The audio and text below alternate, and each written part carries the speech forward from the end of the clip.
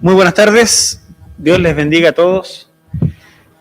Les quiero invitar a que abran sus Biblias en el libro del profeta Ezequiel. El libro del profeta Ezequiel, capítulo 47.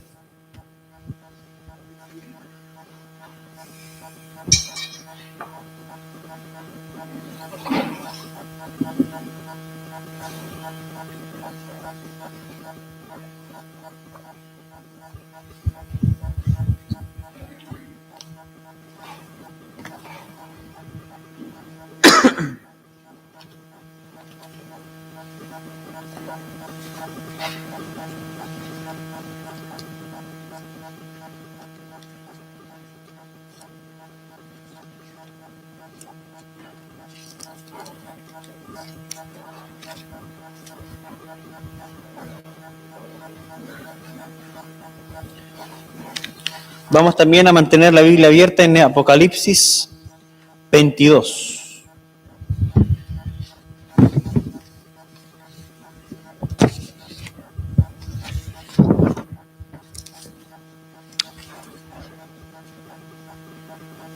Apocalipsis 22.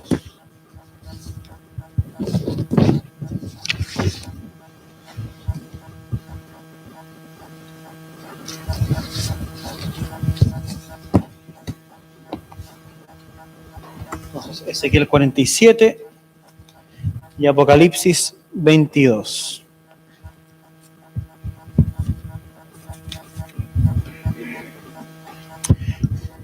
Hace un par de domingos comenzamos a exponer respecto, y estamos en una serie, por decirlo así, respecto de la oración, ¿ok?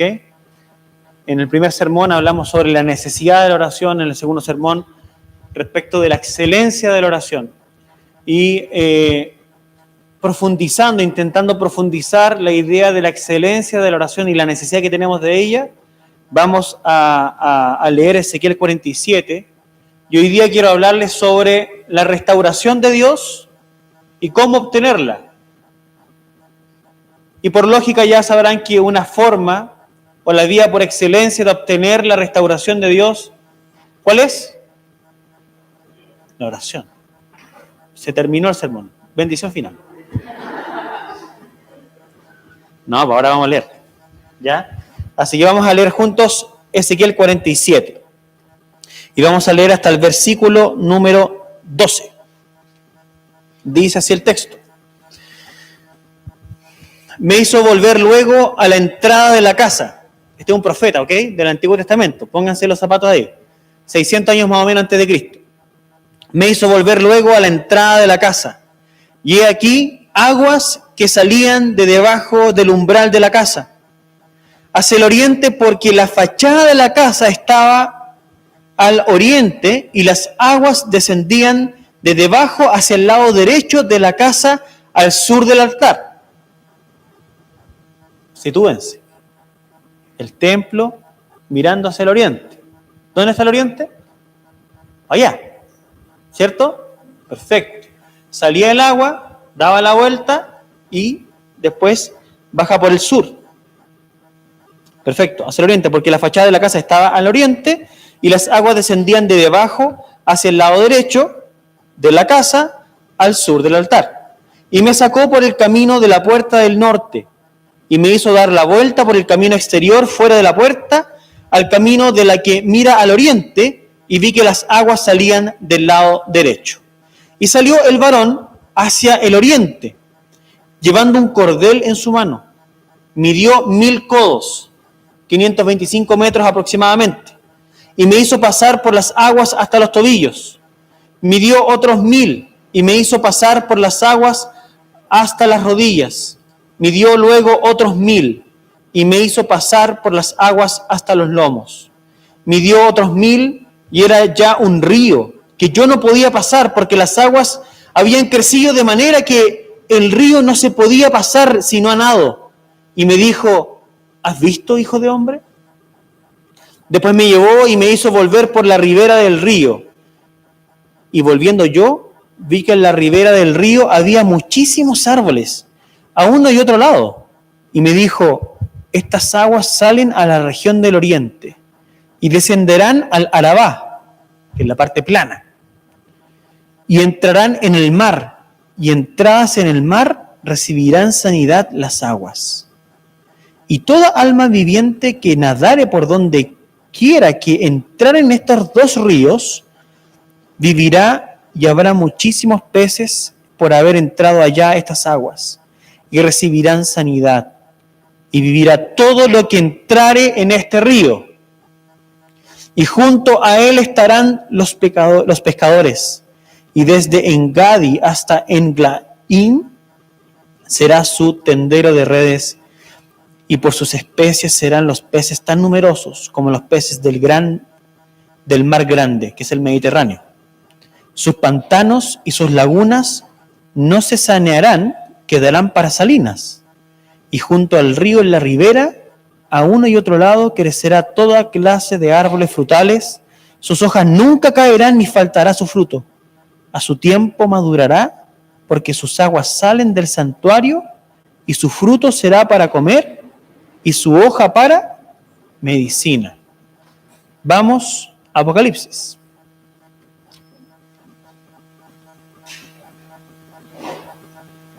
(22) Voy leyendo y me voy saltando algunos versículos, ustedes van ahí conmigo. Verso 1.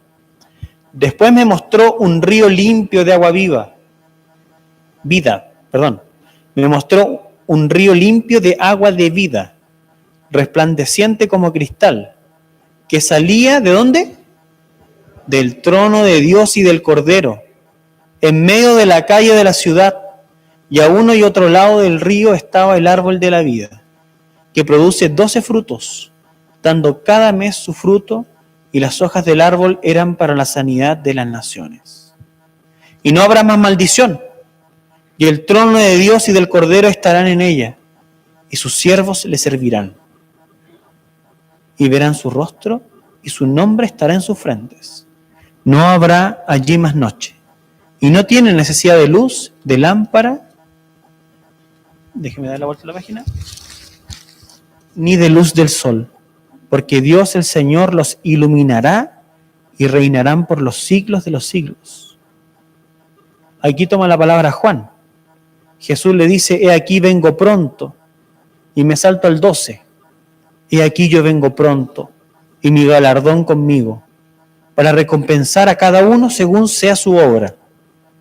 Yo soy el Alfa y la Omega, el principio y el fin, el primero y el último.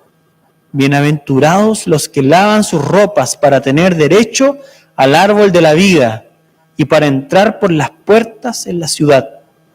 Mas los perros estarán fuera, y los hechiceros, los fornicarios, los homicidas, los idólatras y todo aquel que ama y hace mentira. Yo, Jesús, he enviado a mi ángel para daros testimonio de estas cosas. En las iglesias, yo soy la raíz y el linaje de David, la estrella resplandeciente de la mañana. Y el espíritu y la esposa dicen, ven. Y el que oye diga, ven. Y el que tiene sed, venga. Y el que quiera, tome el agua de la vida gratuitamente. Yo testifico a todo aquel que oye las palabras de la profecía de este libro.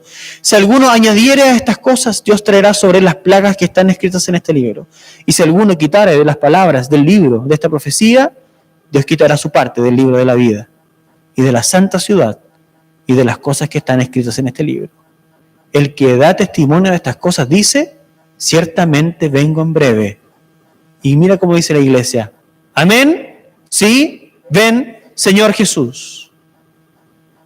Oración. Oremos. Señor, gracias por tu palabra.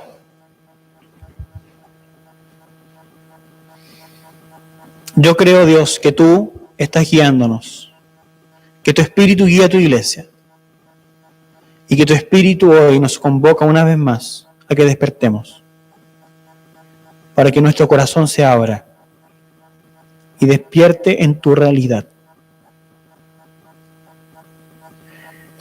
Tú nos invitas a tu presencia, permítenos entrar. Despierta los corazones de todos nosotros Haznos, Señor, sumergirnos en ti. Cambia tu iglesia. Produce en ella lo que se debe producir para que vengas, Señor. Cámbianos. Y ahora al exponer tu palabra, que todo eso ocurra y que tu Espíritu esté sobre nosotros, en nosotros, cambiándonos, renovándonos, dándonos esperanza. En el nombre de Jesús. Amén. Tal vez yo debiese haber leído Génesis también. Ahí me faltó. Pero cuando Dios crea el Edén, dice que hay un río que tiene 4 brazos. Y ese río riega el Edén y lo mantiene con vida. Por lo tanto, toda nuestra historia de la humanidad ocurre entre 2 grandes lugares que están regados, ambos lugares. El Edén, cuando fuimos creados como humanidad para vivir para Dios, servirle, regocijarnos y estar completos en Él, luego contra el pecado. Pero hay un último lugar en donde nuevamente somos reunidos con Jesús. Somos reunidos con nuestro Padre Celestial. Y tanto la presencia de Dios allá en el inicio como al final son la prioridad. Son la esencia de la vida de todo hombre, de todo ser humano, de todo ser viviente.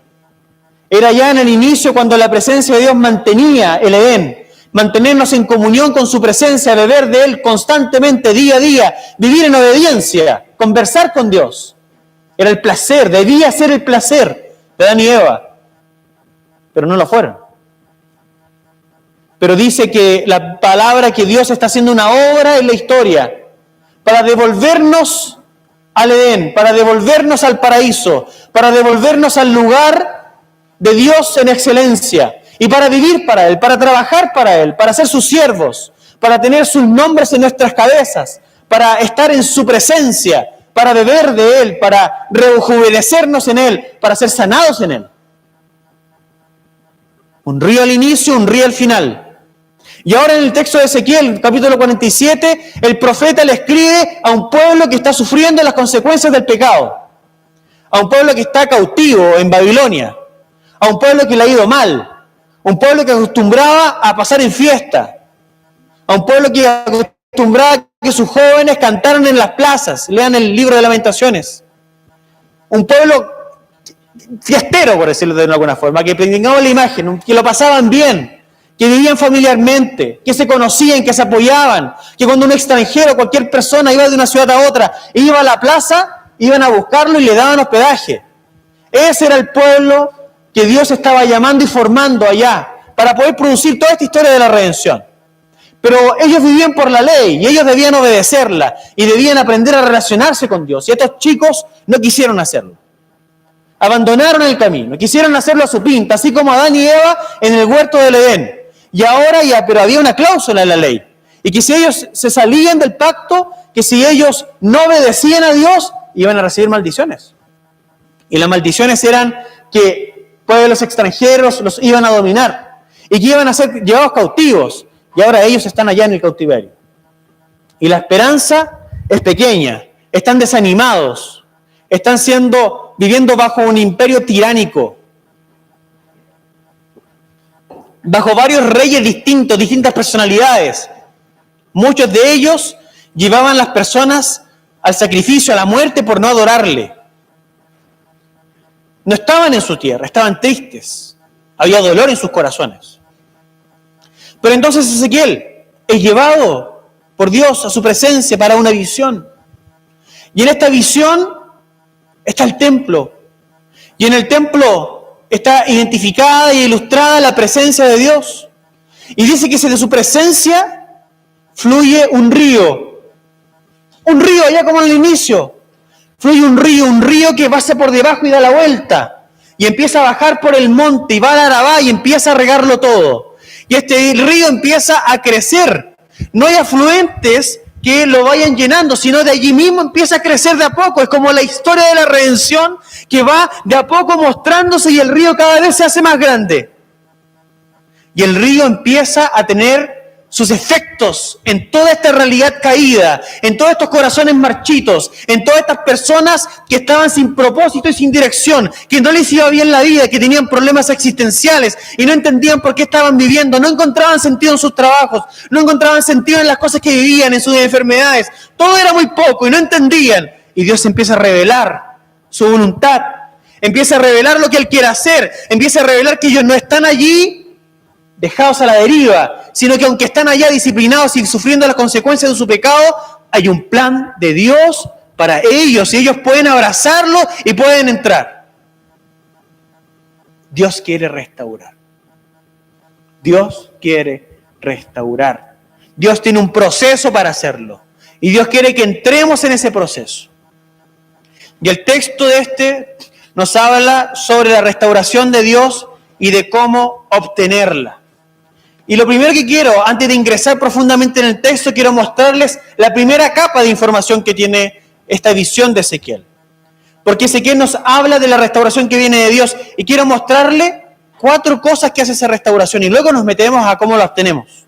Pero primero veamos en el texto que la restauración que viene de Dios sana, verso número 8. En el verso número 8 dice, y me dijo, estas aguas salen a la región del oriente y descenderán al Arabá y entrarán en el mar, y en este caso es el mar muerto. ¿En el mar muerto hay vida? No, es muerto. ¿Ah? No hay vida en el mar muerto. ¿Ok? Y entradas en el mar, recibirán sanidad las aguas. Lo primero que hace la restauración de Dios, sana. El mar muerto se va a volver acá dulce. Y eso obviamente un sentido figurado para mostrar la potencia de la restauración de Dios. 2. La restauración de Dios genera vida. Verso 9. Y toda alma viviente que nadare por donde quiera que entrar en estos 2 ríos, vivirá. Y habrá muchísimos peces por haber entrado allá a estas aguas. Y recibirán sanidad y vivirá todo lo que entrare en este río. Nuevamente el profeta se le muestra la visión y hay una repetición de que el agua salada se vuelve dulce, hay abundancia de peces, hay vida. Y fíjense ustedes que su poder de restauración es altísimo, pero a la vez sensible. Comienza sanando las heridas y luego genera vida. No hay enfermedad que pueda resistir esta restauración. Por eso que el propio mar muerto es regenerado. Y tú ya puedes ir pensando en tu vida, qué es lo que necesita ser regenerado, qué es lo que necesita ser sanado en tu corazón, cuál es la parte que está podrida de tu vida. Y voy rápido porque hay mucho que decir después. Versos 10 y 11 nos dice que esta restauración de Dios trae paz y trae prosperidad. Verso 10, fíjense. Dice, y junto a él estarán los pescadores. Y desde Engadi hasta Ene-Glahim será su tendedero de redes. Está hablando de 2 ciudades muy distantes, ¿cierto? Y habrá tanto trabajo, habrá tanto rejuvenecimiento en ese pueblo, que esta gente va a estar allí y va a tender sus redes por un largo periodo de territorio, porque el trabajo y la bendición va a ser abundante. Hay paz al punto de parar en el trabajo y descansar esperando que las redes se sequen. En el mundo caído que está bajo el pecado no hay descanso. Nos agobiamos, pensamos en las cuentas que hay que pagar, pensamos en las cosas que hay que hacer, nunca es suficiente. Pero en esta realidad de restauración, el Señor trae el trabajo a su primer origen y allí restaura y hay tiempo incluso para descansar. Se disfruta el trabajo, se disfruta estar en Dios. Hay una vocación realizada de la gente. Y fíjense qué interesante, porque en la restauración que se nos cuenta ahí en el Apocalipsis, también estas personas son siervos, son personas que han sido traídas a la ciudad y allá también hay un propósito vocacional, hay trabajo. Es decir, la idea del inicio de la creación de Dios se mantiene para la consumación, pero el pecado ya no está en el medio. Podemos realizarnos vocacionalmente. Hay una restauración completa. Piensen cómo esto tenía que haber sido significativo para este pueblo cautivo. Pero dice que los pantanos y los marismas, que no son otra cosa que lagunas, ellos se convierten en salinas, ellos no son tocados. Y esto también habla de la paz y de la prosperidad. Hoy día hablar de sal nos suena a hipertensión, ¿o no? Ya estáis pensando en las papas fritas que te comiste ayer, el día de la papa frita creo que era. ¿Ah? Pero esta sal de acá es distinta, porque la sal en la historia es sinónimo de trabajo, es sinónimo de abundancia. ¿De dónde viene la palabra salario? De sal, pues. Y por la sal en la historia se han abierto guerras. En la Edad Media varias guerras se dieron por la sal. En el siglo XVII España entró en conflicto con Holanda por la sal, porque la sal es sinónimo de trabajo, es sinónimo de fuente laboral, es sinónimo de ingresos. Por eso que esos salarios quedan allí, porque en esta restauración que Dios está pensando hacer en la humanidad, el trabajo es también parte esencial. Y algunos ya están pensando, porque no lo entienden bien, ¡ay, qué aburrido! Pero no es aburrido, porque todos necesitamos tener un efecto de nuestra existencia, ver con nuestras manos lo que somos capaces de generar. Lo que pasa es que se nos ha llenado de dificultades la vida y la existencia, pero Dios quiere restaurar nuestro sentido del ser, de que somos creados con propósito para vivir con Dios, para vivir para Dios, pero para vivir también haciendo algo de lo cual nos sintamos contentos, nos sintamos agradados, de que hay algo que se produce en nosotros por nuestro ir y venir, por nuestro caminar con Dios, por nuestro estar en la tierra y aprender a sojuzgarla, aprender a administrarla. Todas esas nociones de la creación, el profeta Ezequiel las trae a la mente y le dice al pueblo en esta visión, todo será restaurado. Ya no estarás allí cautivo en Babilonia, no estarás allí trabajando para que un otro viva del efecto de tu trabajo. Recuerden que el rey diezmaba a las personas, pedía tributo de las personas. ¿Ah? Y hoy día también el Estado nos pide tributo y trabajamos y parte de nuestro esfuerzo se va al Estado. Pero aquí no.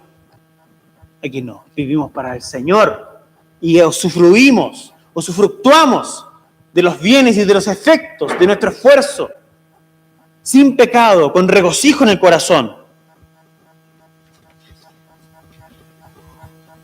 La restauración del Señor sería capaz de devolverle un trabajo digno a su pueblo, mantención para la familia, realización vocacional.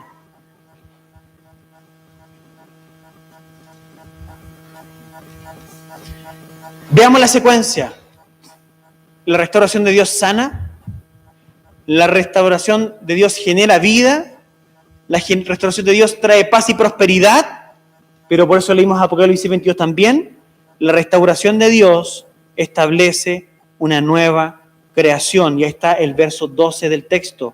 Y junto al río, en la ribera, a uno y otro lado, crecerá toda clase de árboles frutales.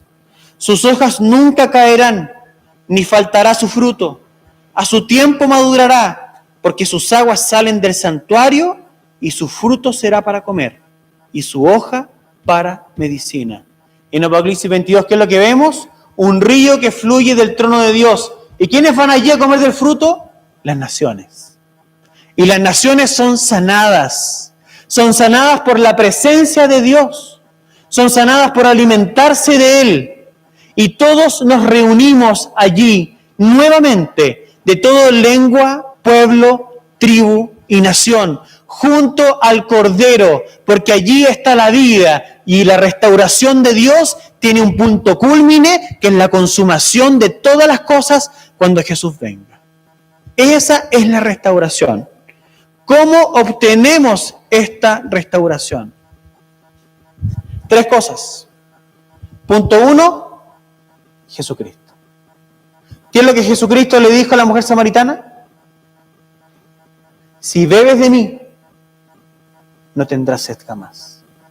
De tu corazón nacerá una fuente, un torrente, que salta para vida eterna.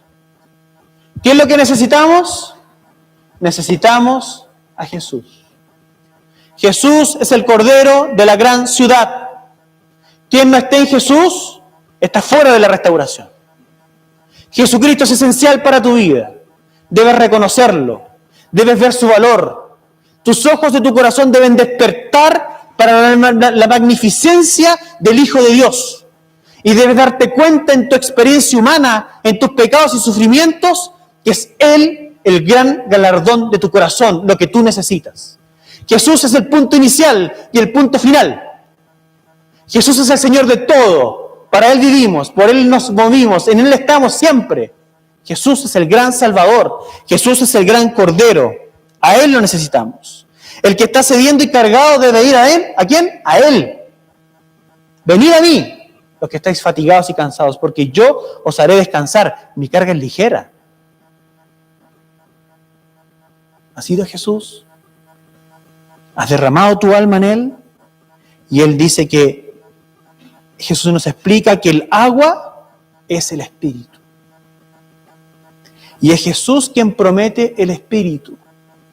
Y este río que sale de la presencia de Dios es su Espíritu. Tú necesitas, yo necesito su Espíritu. Pero no hay Espíritu sin Jesús. Jesús nos da el Espíritu. Por eso es que Jesús es primero. Y la era del Espíritu pasa por Jesús. Y ese es el punto. Hay una era del Espíritu Santo. Y esa era de restauración, Jesús la detona. Jesús la abre. Por eso que en Juan 16:7 dice, pero les digo la verdad, les conviene que me vaya. ¿Por qué? Porque si no lo hago, el Consolador no vendrá a ustedes. En cambio, si me voy, lo enviaré. Y aquí tenemos que recordar la oración del apóstol Pablo. ¿Qué es lo que él pide a Dios por la iglesia? Recordémoslo, porque tiene que estar grabado, tatuado en nuestra mente. Él pide a Dios para que la iglesia tenga un espíritu de revelación y de sabiduría. Toda la restauración de Dios pasa porque nosotros tengamos una experiencia genuina y profunda con Dios en el Espíritu Santo. ¿Y por qué Pablo pide eso? Para que le conozcan mejor.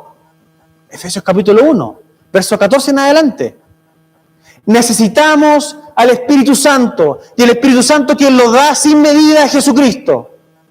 Y el Espíritu Santo es quien debe abundar en nuestro corazón, para que nuestro corazón se abra al entendimiento y a la sabiduría. ¿Por qué? Porque Pablo pide una segunda cosa. Pido que el corazón de ustedes sea iluminado. ¿Para qué? Para que comprendan la esperanza que ustedes tienen, la riqueza de la gloriosa herencia que ustedes tienen y tengan el poder para poder alcanzarla. De allí está todo unido. Por eso que Pablo se preocupa de que la iglesia no sea simplemente llenada con información. La iglesia necesita ser llenada de teología, sí, pero teología que alimente el alma, que alimente el corazón, para que nuestro corazón renazca hacia una vida de oración en el Espíritu Santo. Y no somos pentecostales por decirlo, ni menos tampoco. Es que es el camino de Dios.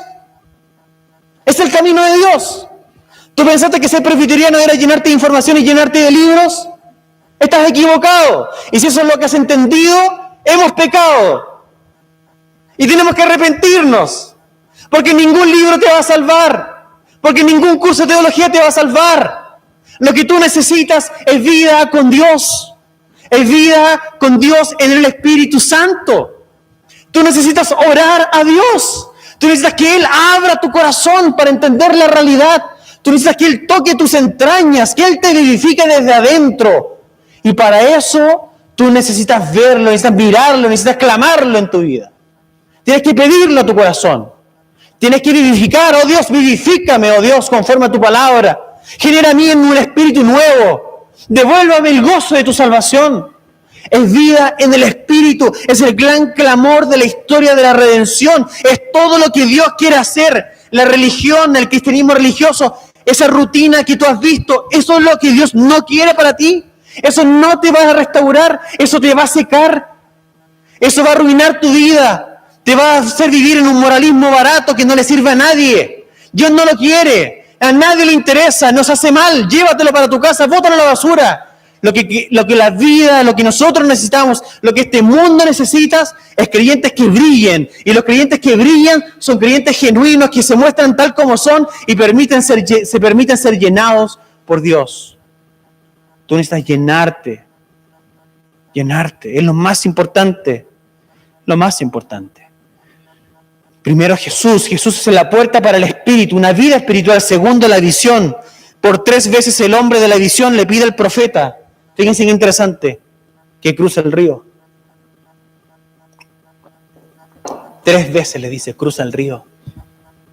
Cruza el río. El río es el espíritu. Hermano, tienes que cruzar el río. Si no te mojas, no vale. Hay que entrar en el río. El hombre le afirma posteriormente que todo aquel que se mueva en sus aguas, vivirá. Habrá peces en abundancia porque el agua de este río transformará el agua salada en agua dulce. Y todo lo que se mueva en sus aguas, vivirá. La 4ª vez ya es imposible cruzar el río y se hace necesario nadar en la visión. Y es porque para experimentar la restauración de Dios, debemos sumergirnos en el río de Dios. El río de Dios es su espíritu. El río fluye del templo, es su presencia. Debemos sumergirnos en vida con el Espíritu de Dios. Y no hay nada que nos impida eso. Cuando Jesús resucitó, el velo fue rasgado. No hay nada que nos separe de su presencia. Tenemos libre acceso a Él. ¿Disfrutas de eso? ¿Te has dado cuenta de eso? Pido a Dios que abra tu corazón y el mío para que lo veamos. Entonces ese texto en la visión nos enseña lo siguiente, que no basta simpatizar con Jesús, no basta simpatizar con su iglesia, no basta simpatizar con la Biblia, no basta conocer gente cristiana, no basta ser familiares de amigos cristianos, no basta tener un buen comportamiento. Todo esto es simplemente mojarte los pies y tú tienes que ir más lejos. Tampoco basta con participar de vez en cuando de una reunión. No basta con participar de vez en cuando de un estudio bíblico. No basta de que oren por ti y de que tú ores por otros. No basta tener un esposo creyente o un pololo creyente que te lea la Biblia. No basta que la gente te reconozca como un cristiano. Eso es mojarse hasta las rodillas. Tampoco basta con aceptar a Jesús en tu corazón y creer que Dios le levantó entre los muertos. ¿Qué, pastor? No basta. No basta dar tu vida a los pobres y necesitados. No basta dedicar 70 horas a la semana al servicio de otros. No basta con dirigir un estudio bíblico. No basta que le prediques a tus vecinos. Esto es solo mojarse hasta la cintura. ¿A qué debemos optar entonces?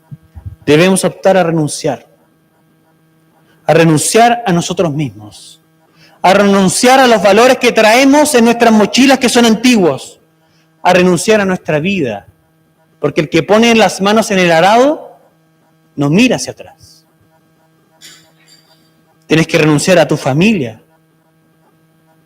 Porque el que ama a padre y a madre más que a mí, no es digno de mí. Tienes que renunciar a tus posesiones. Ve y véndelo todo, le dijo al joven rico. No puedes robarte tu posesión, tu vida de servicio y de obediencia, tus cosas más preciadas. Tienes que renunciar a tu egoísmo y falta de amor. Tienes que renunciar a querer siempre ganar. Tienes que renunciar a guardar silencio frente a una injusticia. Tienes que entregarte a Jesús por completo. No solo creer en Él, debes entregarte a Él. Debes beber y comer la palabra de Dios, convencerte que ella es todo lo que necesitas. Debes permitirte entender que eres aceptado por Dios en Jesucristo. Debes de dejar de pelear la batalla de las buenas obras. Abandona la idea de tu justicia personal. Deja de ser la buena persona para que el mundo te acepte. Sé una buena persona de verdad, esa que se genera desde adentro, la que produce el Espíritu. La que no es por apariencia ni por aplausos de la gente, sino la que vive en conformidad con Dios porque ha sido aceptada en el amado y vive siendo hijo e hija de Dios y se complace en aquello. Pero hay una tercera cosa, y es la vida de oración. Porque la vida de oración es la clave para el cumplimiento de la profecía.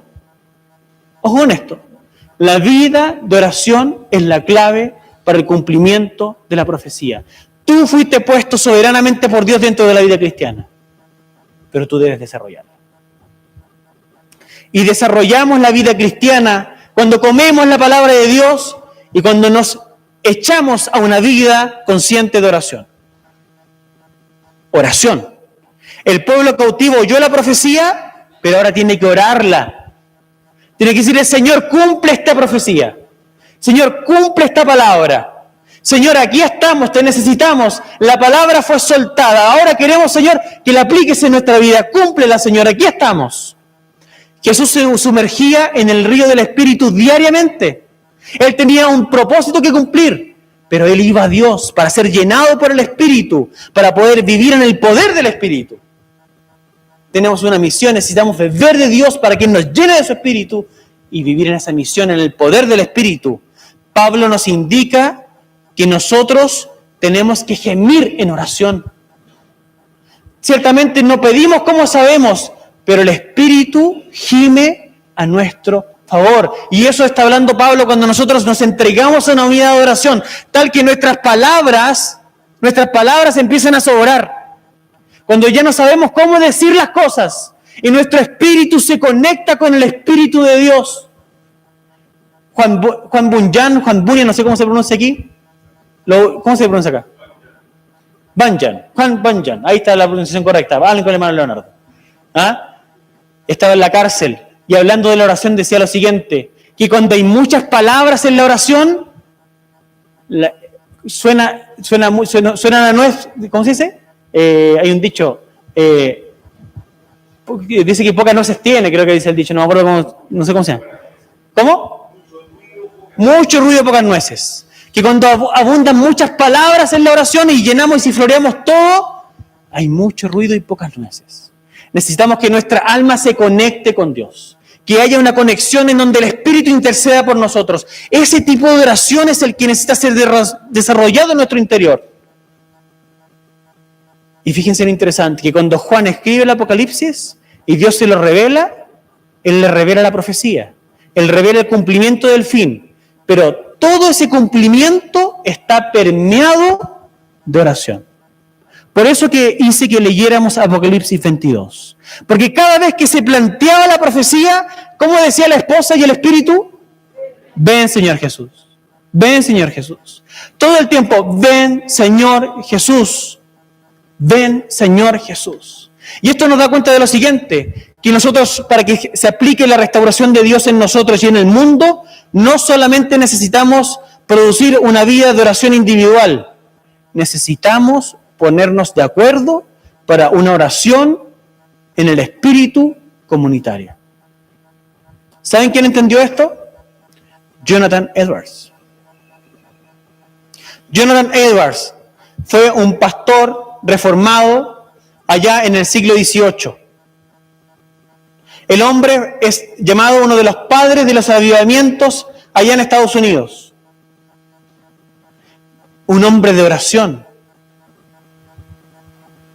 El hombre escribía, el hombre oraba. Varias olas de avivamiento hubo en Estados Unidos a través de este hombre.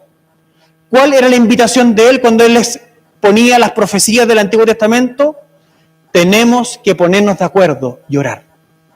El avivamiento, el derramamiento del Espíritu Santo sobre la iglesia, que lo llena de poder y cambia el corazón, viene a través de la oración.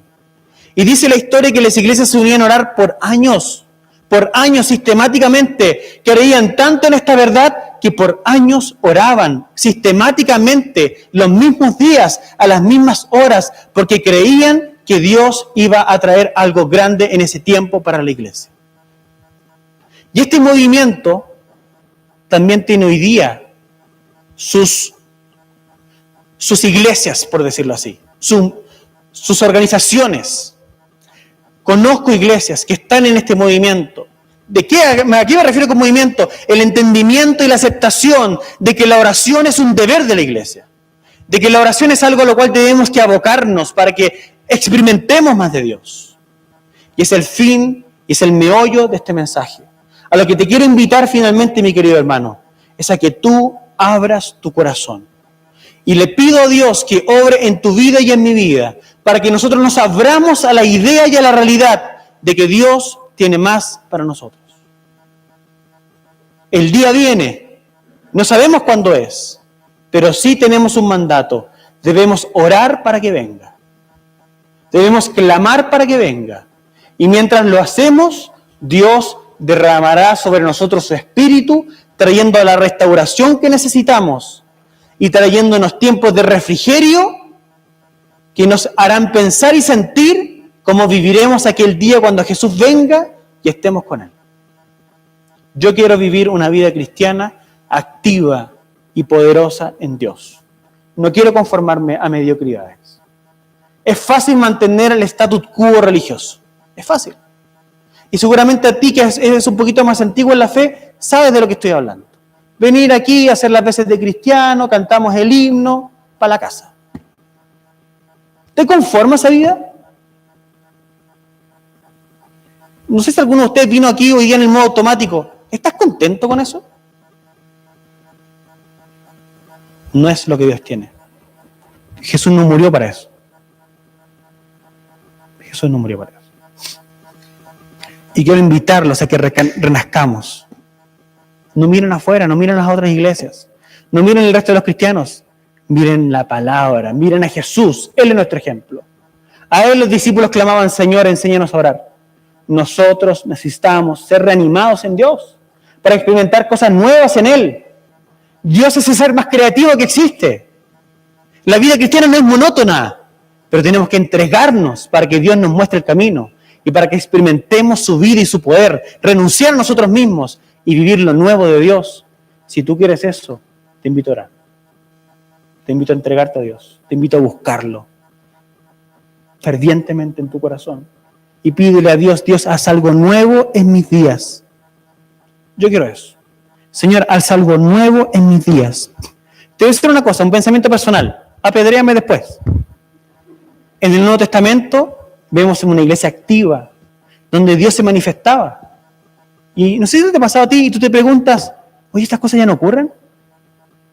Entonces hay gente que dice: no, es que ya desaparecieron esas cosas. ¿Sabes qué es eso? De mi punto de vista, mediocridad espiritual. Estamos negando la acción del Espíritu. El Espíritu no se manifiesta porque no hay gente digna, no hay obreros dignos. No hay gente que quiera cruzar el río y sumergirse y nadar. Es por eso que Dios no se manifiesta. Pero si quisiéramos sumergirnos en su Espíritu, sumergirnos en obediencia, dice, hay una promesa en el Nuevo Testamento de Jesús, dice, que el que me ama tiene mis mandamientos y los guarda. Y mi Padre habitará en él, dice, y yo me manifestaré a él. Es una promesa. Juan capítulo 14. Yo quiero que Jesús se manifieste. Pero para eso tenemos que renunciar. Oremos. Señor Dios, Todopoderoso, Padre eterno, tú nos has dado tu palabra para que nos guiemos por ella y nos indicas el camino. Hay una dirección clara en tu palabra. No nos permita ser mediocres, Señor. No nos permita ser adultos, jóvenes, hombres, mujeres mediocres, Señor, conformados a un status quo de religión, cumpliendo con una receta, Señor. Danos verdadera vida espiritual. Quebrántanos, Señor. Quebranta nuestro corazón. Haznos arrepentirnos de nuestra autonomía y de nuestro pecado, de nuestro orgullo, Señor, de nuestros trabajos, de nuestra vida feliz. Ayúdanos a arrepentirnos, Señor.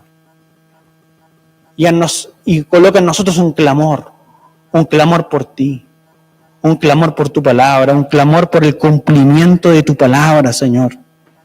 Que tu palabra se cumpla en nuestros días, oh Dios. Tú prometiste que los jóvenes iban a ver sueños, Señor. Oh Dios, despierta en nuestra iglesia una vida espiritual genuina. Derrama tu espíritu, condúcenos. No tenemos temor, estamos en tu palabra. ¿Qué miedo podemos tener? Si tú nos diriges, tú eres la cabeza de la iglesia. Reanímanos, oh Dios. Quebrántanos, oh Dios. Trae un tiempo nuevo a esta ciudad. Trae un tiempo nuevo a esta denominación. Trae un tiempo nuevo a esta iglesia, tu iglesia que está en el mundo militante, en un mundo con una batalla cultural tan grande, en donde nos quieren imponer tantas cosas, tantos estilos de vida, oh Dios, donde nos quieren, apaciguar y nos quieren formatear para que vivamos en búsqueda de bienes materiales y de goces carnales. Oh Dios, que nuestro gozo seas tú. y que nuestros hijos y nuestros niños y nuestros nietos vean nuestro ejemplo y quieran seguirlo. Un ejemplo espiritual, un ejemplo para vivir en ti. Trae vida a tu iglesia, oh Dios. Como dijiste en algún momento, no teman, no está muerta, solo duerme. Despiértanos. Despiertanos en el nombre de Jesús. Amén.